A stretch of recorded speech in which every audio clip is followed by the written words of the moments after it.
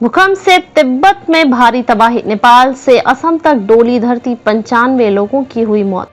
नेपाल तिब्बत सीमा पर मंगलवार की सुबह कड़ाके की ठंड के बीच भूकंप के तेज झटके महसूस हुए।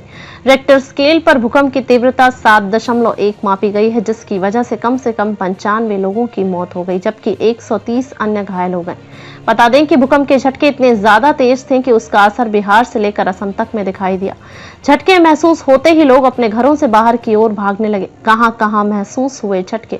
नेपाल की सीमा के पास तिब्बत में तड़के तेज झटके महसूस किए गए, जिसका असर बिहार, पश्चिम बंगाल और असम तक में देखा गया। हालांकि भूकंप का केंद्र नेपाल से 84 किलोमीटर उत्तर पश्चिमी में लोबुचे बताया जा रहा है। सरकारी समाचार एजेंसी शिन्हुआ के मुताबिक 6.8 तीव्रता के भूकंप के कारण 95 लोगों की मौत हो गई और 130 अन्य घायल हो गए। इसके अलावा जिगाजे में डिंगरी के चाकसू टाउनशिप में स्थित टोंगलाई गांव में कई घर ढहने की सूचना मिली है।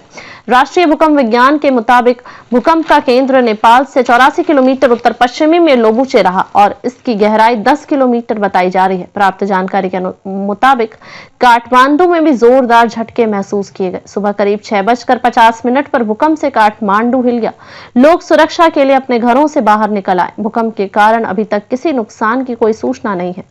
बिस्तर और खिड़कियां हिलने लगी। काठमांडू की रहने वाली मीरा अधिकारी ने बताया कि मैं सो रही थी जब भूकंप आया। बिस्तर हिल रहा था और मुझे लग रहा था कि मेरा बच्चा बिस्तर हिला रहा है और मैंने ज्यादा ध्यान नहीं दिया, लेकिन खिड़की के हिलने से मुझे लगा कि भूकंप आया। फिर मैंने जल्दी से अपने बच्चे को बुलाया और उसे लेकर घर से बाहर खुले मैदान में आ गई।